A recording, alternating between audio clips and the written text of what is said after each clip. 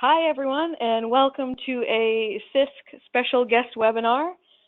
You have to be this tall to ride, how standards help improve your organization's software quality. My name is Tracy Berardi. I'm Program Manager of CISQ, kicking us off today. So I'm here with John Marien, our guest speaker. He's a Chief Software Engineer at MITRE. John has just completed, or he's actually still doing even more research after completing code quality evaluations on over 100 government IT systems. So he's going to present his findings and some commentary on this. So it's a very exciting webinar. We've included in the handouts tab a PDF download of the presentation slides. So if you want to grab that, you'll see that in the toolbar. And we can also take questions. And John's agreed, we could take questions throughout the presentation. We'll also save some time towards the end of the presentation. So go ahead and enter your questions at any time. I'll be taking a look at that and making the call, to take the question now or later on. So feel free. Yeah, I think also Dr. Curtis may be hopping on here in a second as well to join us for some of the Q&A. Dr. Bill Curtis is the founding executive director of CISQ, and Bill and John go back a long time and are buddies. So John, thank you so much for joining us today. Why don't I give you the presenter control so you can share your screen and your slides. We'll do that now. Okay, let me know if you see that okay. Okay, I can see that. Let me see if I have the right monitor showing.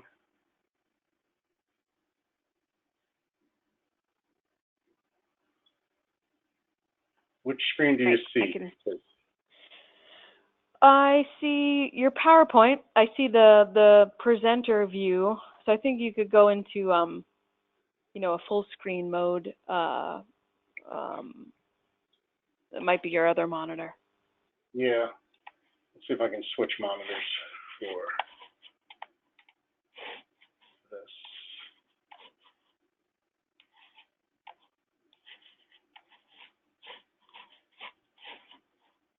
There we go. Do you see the full screen or you see the presenter mode? Full screen. Okay. We'll run with that. All right, folks. This is John Marien. I'd like to say first, it's a pleasure to be here. I'd like to share my data with you. We have some interesting points that we're going to bring out throughout the presentation. And as a background, this is the actual data captured from over 100 plus evaluations that have been put through the ringer so that they're adjudicated and that they're consistent. And what we do with that data is then we now have a John, I'm so sorry. John, I'm sorry. You know what I realized? I think this I thought it was full screen, but I think it may actually be your computer background because I see two people in a field by some water. Is that your slide or is that your? Okay. No, that's a background for a screen. All right, let me see if I can change screens here. Okay. Okay.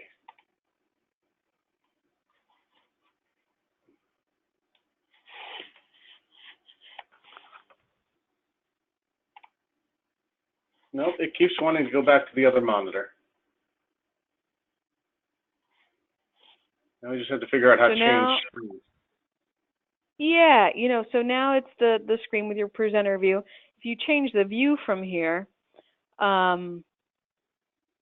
you could okay, I'm changing the monitor. Are you seeing the CQE logo or?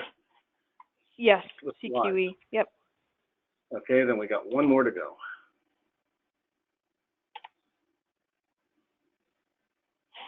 There we go. Okay, you should be seeing the title slide. Yep, now we're good. Okay, sorry about that, folks. 3 monitors, and I guessed wrong 3 times. All right.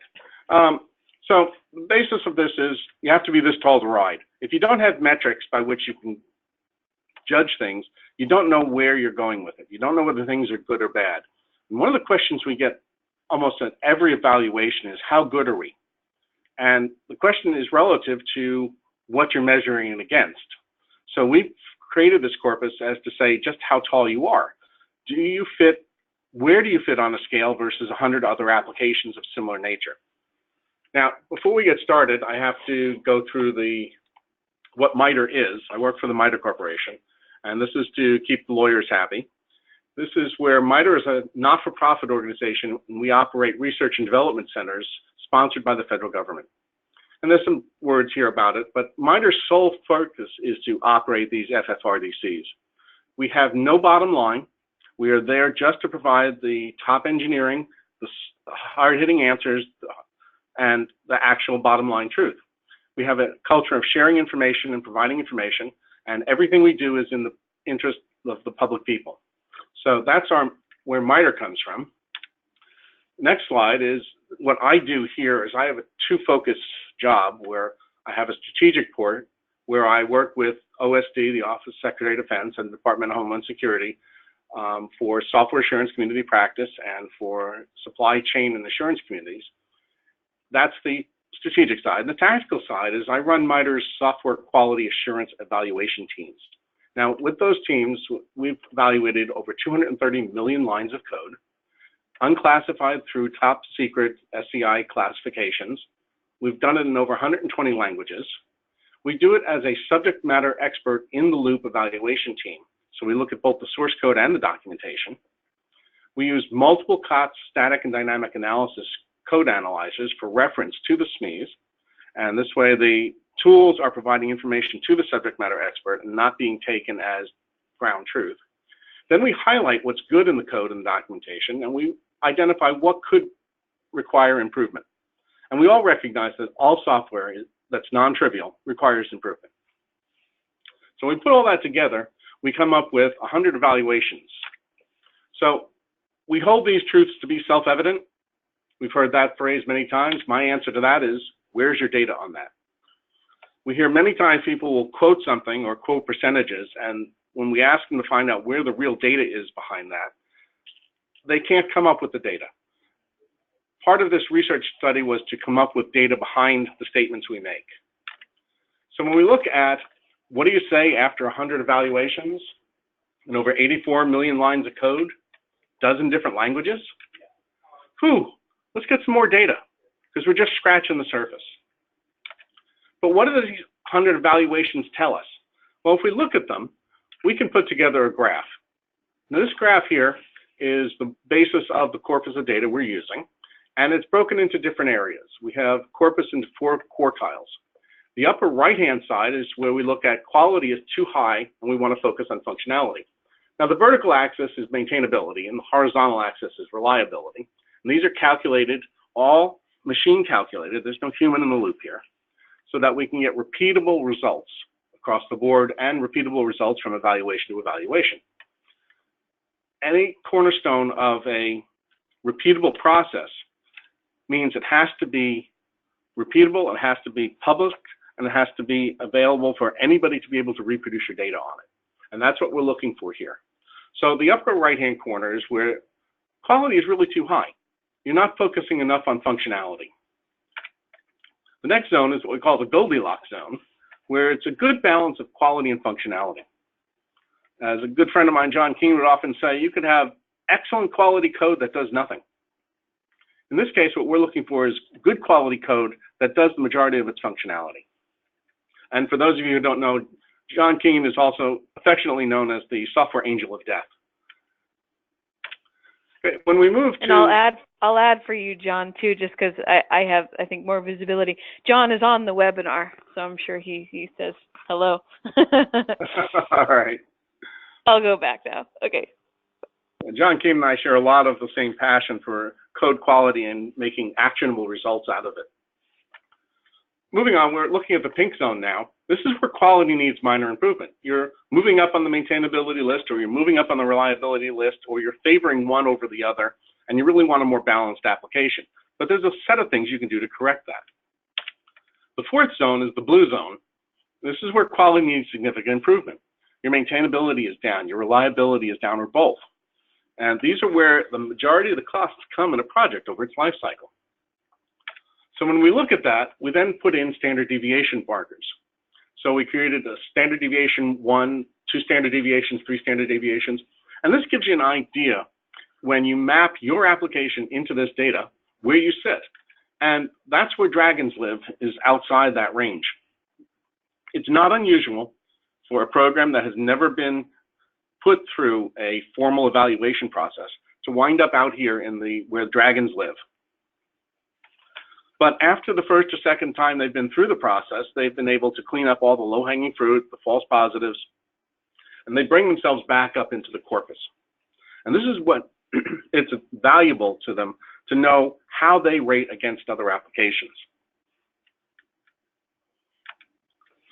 Next slide this is the actual data that created that corpus. These are the 108 data points that we calculated and laid out, which formed this set of data. You can see some up in the green, yellow, pink, blue zones, and a couple outside of the blue zone on the bottom.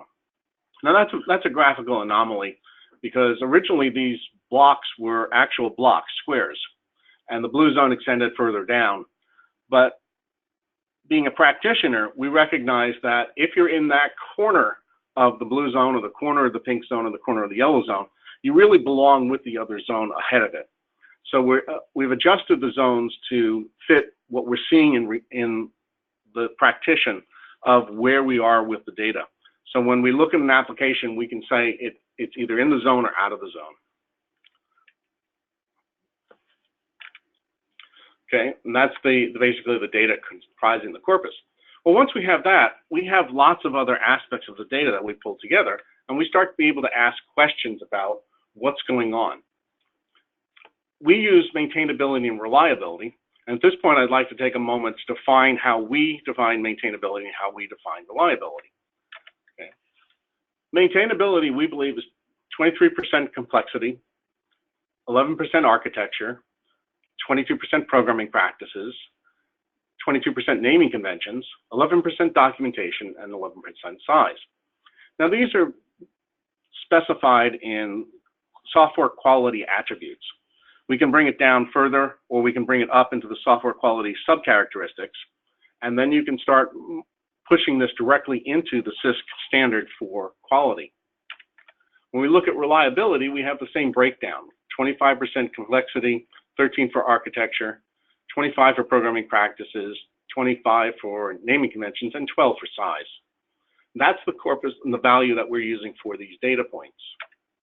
When we look at the CISQ standard, we can see that on the left-hand side, you have reliability, deals with maturity, availability, fault tolerance, recoverability, and compliance. And we can map those down into the attributes we're using. We can look on the right-hand side and see maintainability for modularity, reusability, analyzability, changeability, modification, stability, testability, and compliance. And we can map our attributes back into those. When this standard was being put together, MITRE was a contributor to it, and our idea of what maintainability was helped format this graph. And CISQ took it a step further, and we're bringing that information back into the process. So it's a give and take. We'll put something out there, they'll take it and run with it, they'll enhance it, we'll bring it back, we'll move on for it. The idea is it's standards-based. That's a corner post. We have the ability to work with something that industry has agreed upon as these are the right ways to do things, these are the things you want to measure, and that it's all automatable. We want to take the human out of the loop in this so that we have something that's repeatable across projects and across applications. At this point, I like to go through what would normally be an audience participation, but we'll do it as a presentation. We'll go through some true or false. There's a bunch of questions I'm going to ask, and I'm going to ask all of them up front so you get an idea where we're going with it. And then we'll go through each question individually as to what your answers are. You might want to take a pen and paper and jot down what your answers are and see how well you fit with the graph. But we're going to challenge some of the common misconceptions in software. 79% of the vulnerabilities that exist in wild start off as quality software development cycle. It costs $1 to fix a bug in the development phase, $100 to fix it in the test phase, and $1,000 to fix it in the field. The dependent libraries I use can be vulnerable even if I do not use the vulnerable functions. As code size, which is the software lines of code, increases, software becomes harder to maintain. As maintainability increases, which becomes easier to maintain, reliability becomes easier to maintain. As maintainability and reliability increase, so does scalability. So if your maintainability is getting better and your reliability is getting better, you should have an easier time scaling. Scanning source code does not improve the quality of the source code. 80% of the cost of a project over its entire life cycle is expended in the maintenance phase. And the last group are agile development methodology is better than waterfall. Now we usually get a stir in the audience on that one. Java is the best language to use in the Department of Defense programs.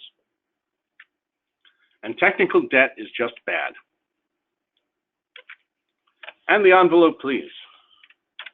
For the first one, 79% of the software vulnerabilities that exist in the wild start off as quality issues during the development phase of the software development lifecycle.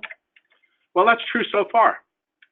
I've been reviewing the CWEs, which is the common weakness enumeration, and categorizing whether the CWE is a software-related issue that could have been addressed in the development phase, or if it was something that happened outside of that.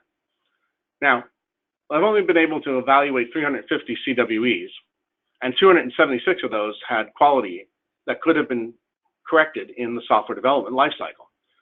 There are over 1,000 CWEs out there, so we've only looked at 35% of the data, and we're already up at 79%.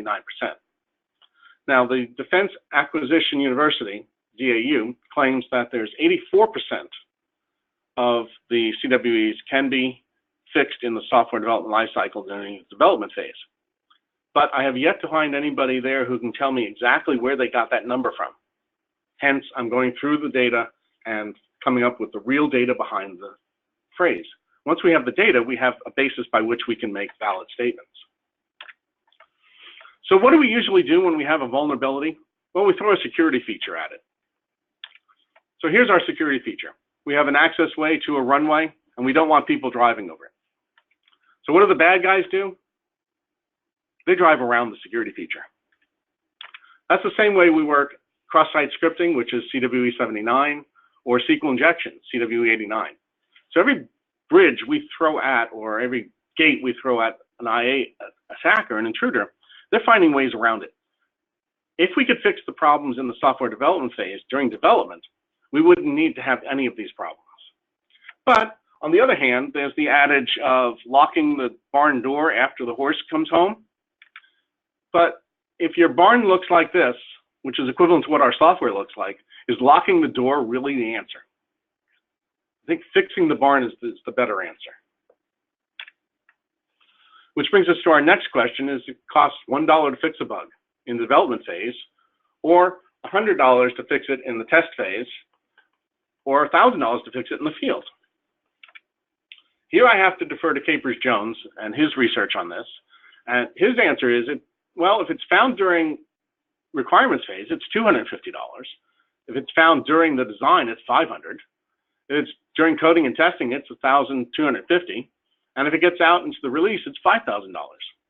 He goes on to further say that using this type of measurement has problems. It doesn't take into account a lot of the things we do in development and bug chasing. And his last statement is rather important. It says that the cost per defect metric has such serious shortcomings for economic studies of software quality that a case might be made for considering this metric to be a form of professional malpractice for economic analysis of software quality. So we have to look back and see, where is it that we're looking to save the money on this? And that comes down to how much we're spending maintaining and chasing bugs versus how much we're spending to develop them. The next question I proposed was, the dependent libraries I can use can be vulnerable even if I do not use the vulnerable functions. So you have a library, it has two functions in it. One is foo, one is bar. You're using the foo function, and the bar function has a known vulnerability against it, but you don't use it in your code. It's still compiled into your library. So the answer is true. You can still use that library, even though you didn't call the vulnerable function. But do you really want to accept that risk? If there's executable code in your deliverable, it can be executed, even if you don't call that function. You're increasing your attack surface for the adversary. It's better to use libraries that have fewer vulnerabilities than wantonly just using vulnerabilities and not caring about them. Next question we're going to look at is SLOC versus maintainability. As code size, which is the software lines of code, increases, the software becomes harder to maintain. We find that to be true. And here's where we take the data and we put it into a graphic form, and we're going to explain this chart because we're going to see a bunch of them like this. On the left-hand side is SLOC. It's on the vertical axis, and it is in blue. On the bottom of the chart, you'll see the blue line and the blue dots. The blue dots represent each data point, and the blue line represents the exponential trend line for that data. That's an ordered set of SLOC.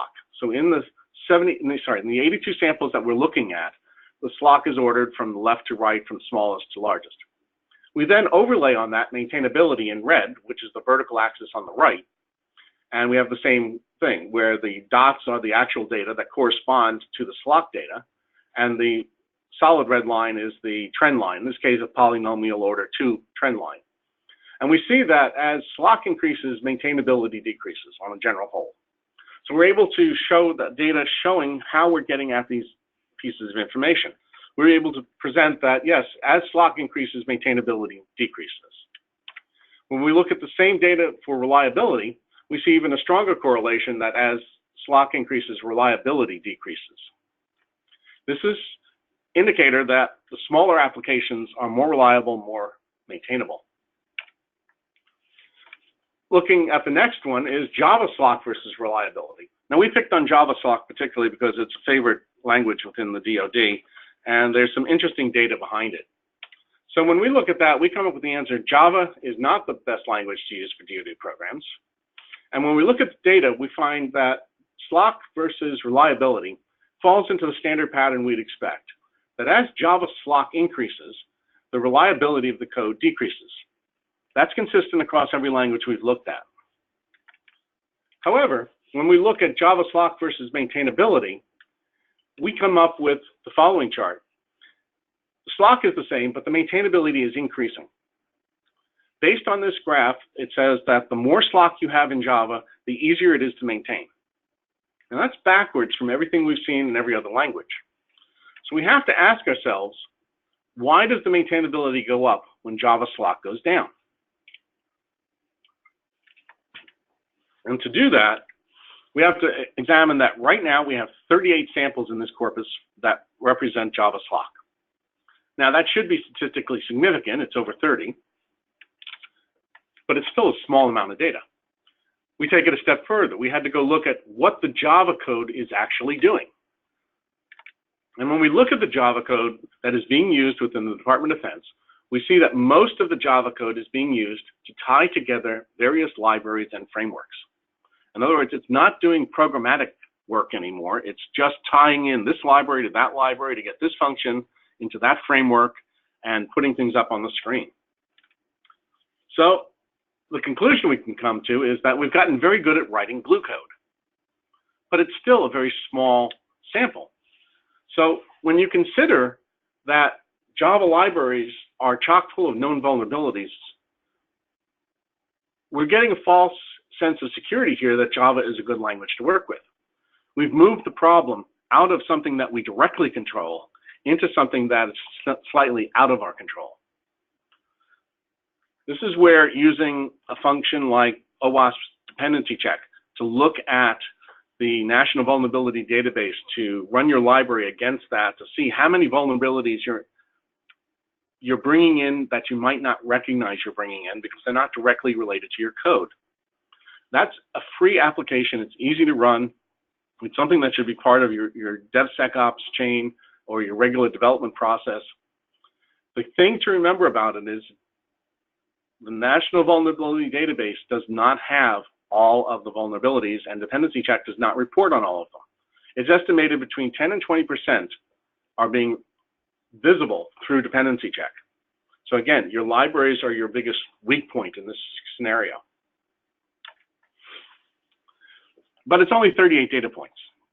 And I've asked my friends at CAST to come up with, can we get access to their database anonymously of their Java code within the DoD? I want a larger database to run this analysis against to see if we're looking at an abnormal trend on a small section of data, or if this is against a larger database. The more data we have, the more accurate the number becomes, the higher confidence we have in it. The expectation is that if we add enough data, the Java maintainability is going to fall into line with all of the other languages. And for the record, for all the other languages we've looked at, maintainability and reliability decrease with increased SLOC. So the larger applications, the harder they are to maintain, the less reliable they become. We've been talking about maintainability and reliability, but how do they work together? We ask is, as maintainability increases, does reliability increase? And we find that that's a true statement. When we look at the next chart, we see that maintainability in blue and reliability in red, that there's a strong correlation between the two. That as maintainability increases, which is our ordered set, and reliability increases with it. When we look at maintainability and reliability versus scalability, we don't know. And the reason for that is there's no industry accepted definition of what scalability is in software. Are we thinking thin apps, fat apps, cloud apps? Are we looking at embedded code, firmware, FPGAs? All of these have different facets of what scalability could be.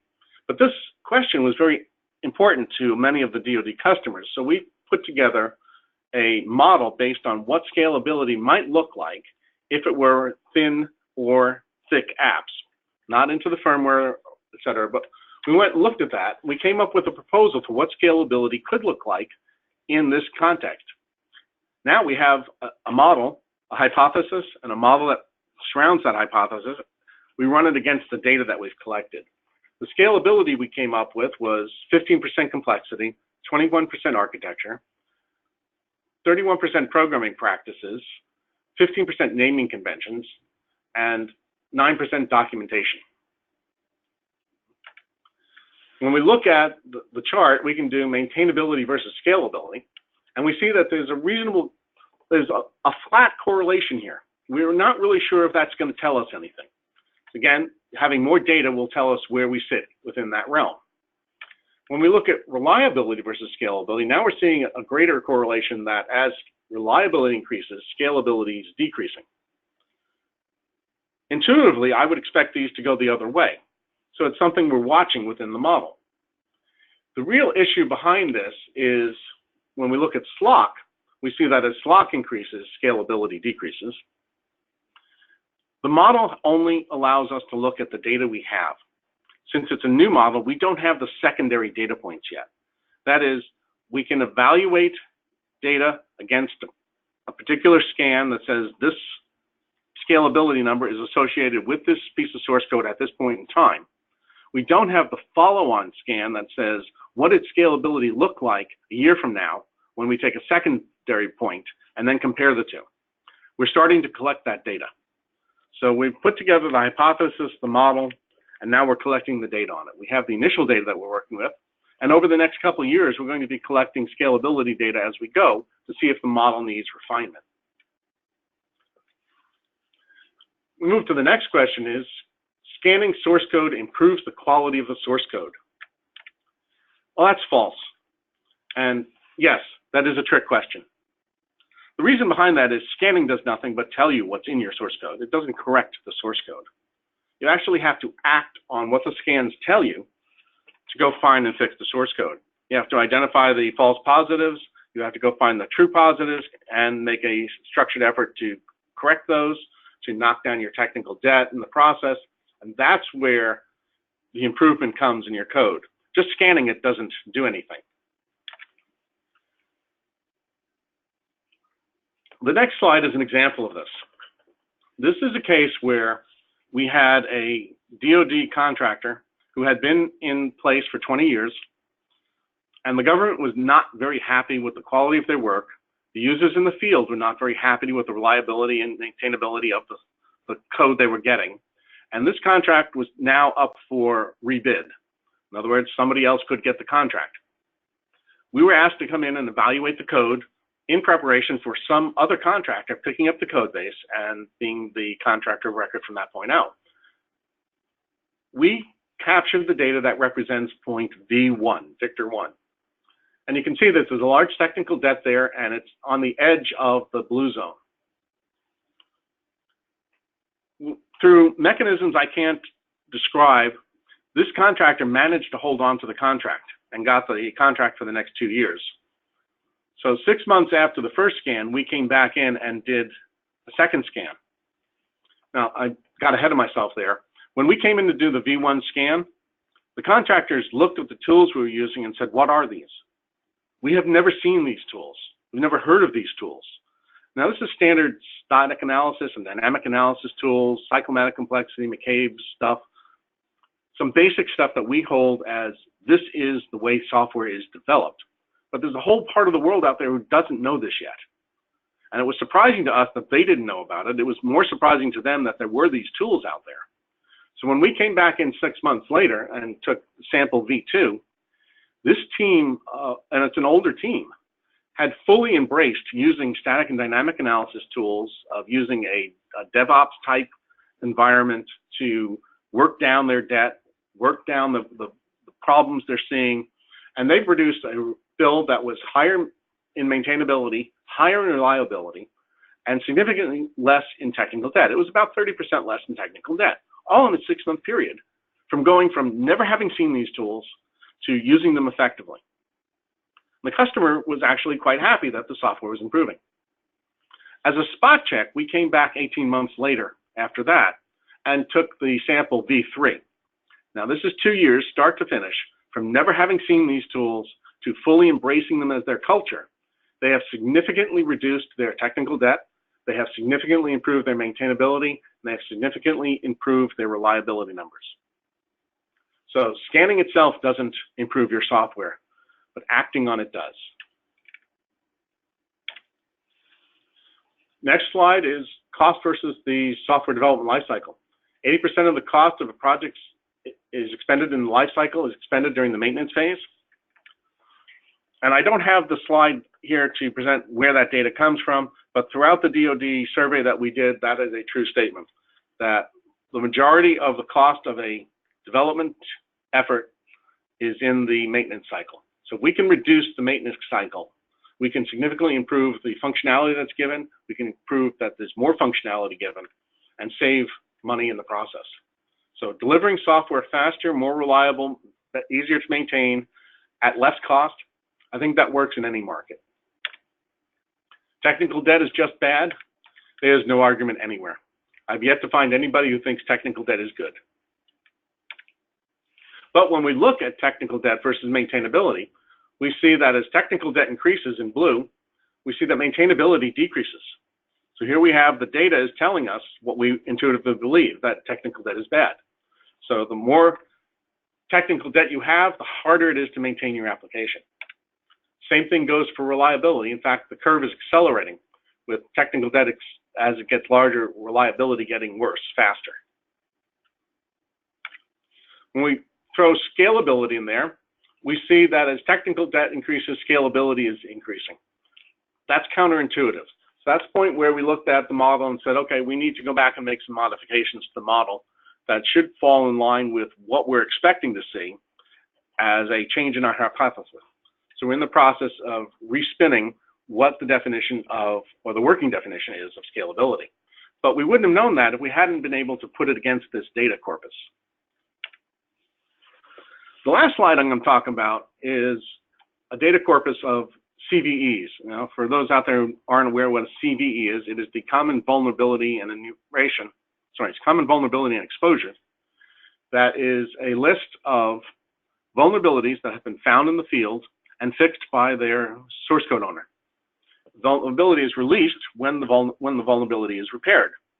So this chart shows that when we started collecting data back in January of '99, we've been counting how many vulnerabilities show up every month.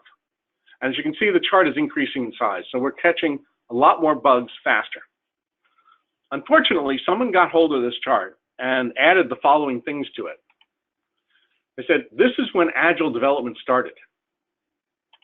And look at all the vulnerabilities that were created during the reign of Agile. So therefore, Agile is bad. That we should be doing something different than Agile. Now, at this point, usually there's a couple people in the audience who start raising their hands. It's like, wait a minute. That's not the way to look at this chart. And that's right. When Agile started, it had nothing to do with the number of vulnerabilities discovered and fixed. What we can say is that during the reign of Agile, we fixed and found more vulnerabilities, but that had nothing to do with the Agile process. The takeaway from this slide is be careful of what the data on the slide is actually telling you and try not to form it into what you think the answer is. Let the data drive you. What's next? We need to collect more data. We've got 108 samples in this data. I've got another 85 ready to start being put into this corpus, so we have almost doubled the data size. We still need more data than that. 200 samples is a pittance compared to the amount of software that's out there. We want to publish a paper on what data we have, how we acquired it. It has to be completely anonymized. And then we ask questions from the audience. What is it that you'd like to know about this? Great, and we've got a question here. What was the software written in that you scanned, and how did that compare to other software used in DoD?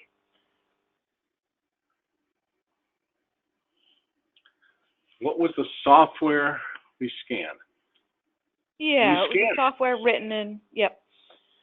The software was written in a variety of different languages, and we were able to separate out each language for different parts of it.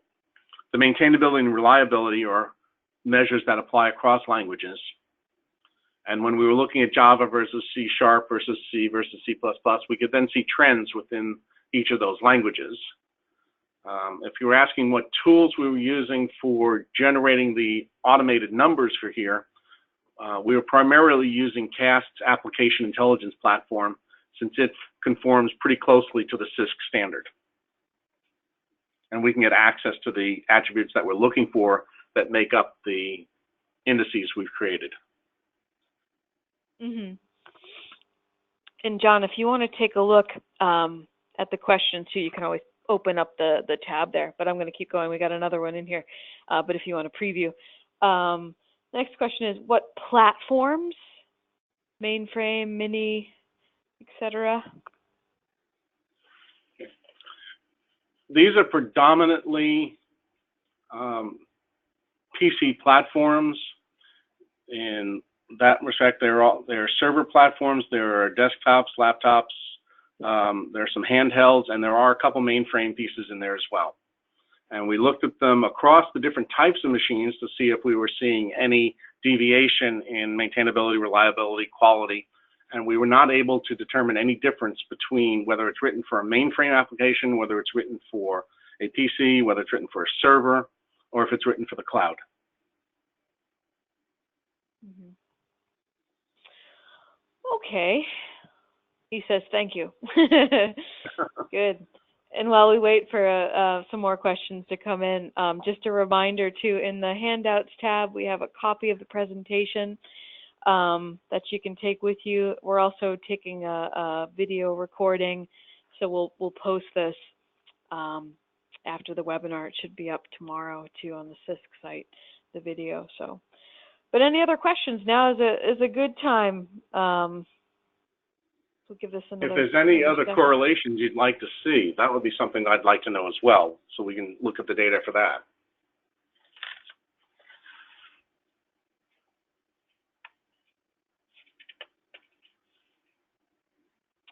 Age of applications.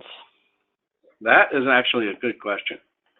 The age of applications runs from stuff that is currently being developed today back 25 years for some of the applications. And it doesn't fall true that the older applications are better or worse, and the newer applications are better or worse. We've seen newer applications that are just as bad as some 20-year-old applications, and we've seen some 25-year-old applications that are better than some of the new stuff that's being written. We find that different languages have different qualities associated with them, but we're not ready to make an endorsement of one language over another. Mm-hmm.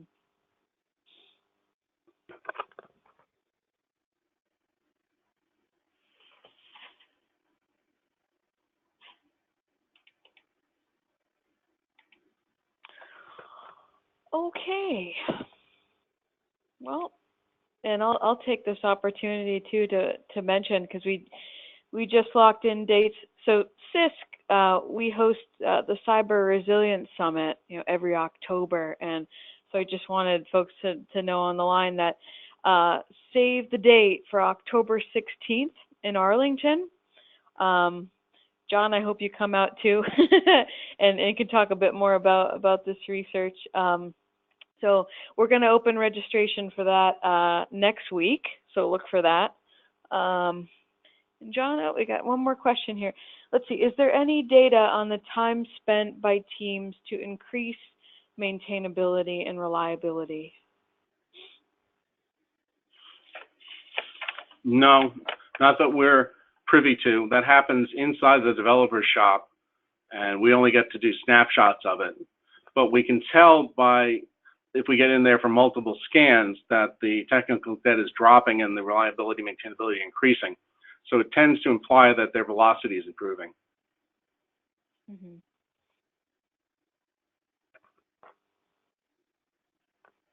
Okay, any other questions?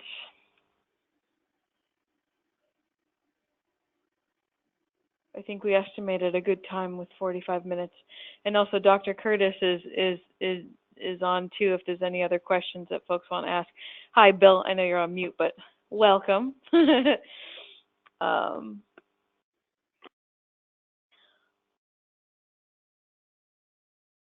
Okay, well, I think that's it for questions. Thank you, John. Thank you so much, and thanks to everybody that hopped on here today. Sorry, actually, we just got one more in, John. If you want to take this real quick. Does your research show a better performance with Agile versus Waterfall if they incorporate routine checking?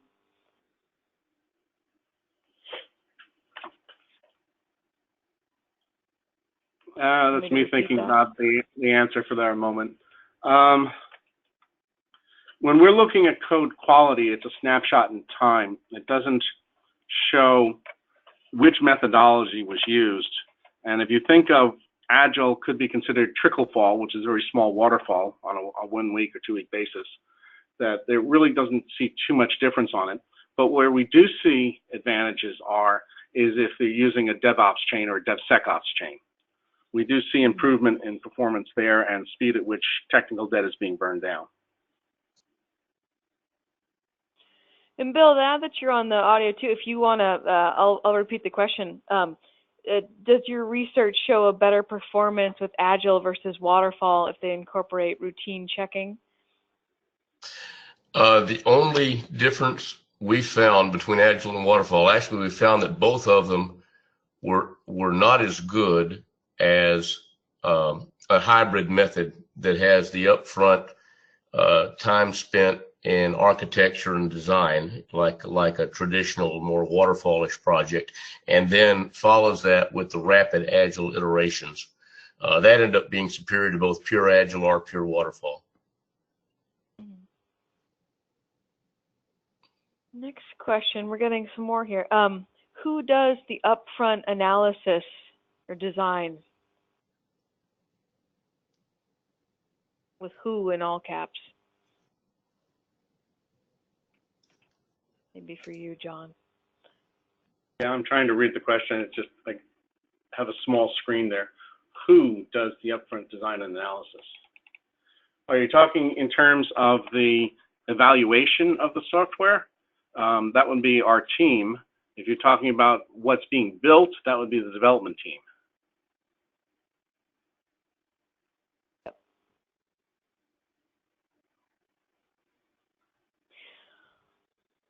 Okay, well, I think that's it for the questions. So we're good. Let's wrap up. Thank you again, John. Thank you everybody hopping on. Again, we'll have this posted to the site tomorrow. And I hope to see you again soon on a future CISQ webinar. You guys have a good rest of the afternoon, and talk to you soon. Thanks, John. Thanks, Bill. Okay. Bye.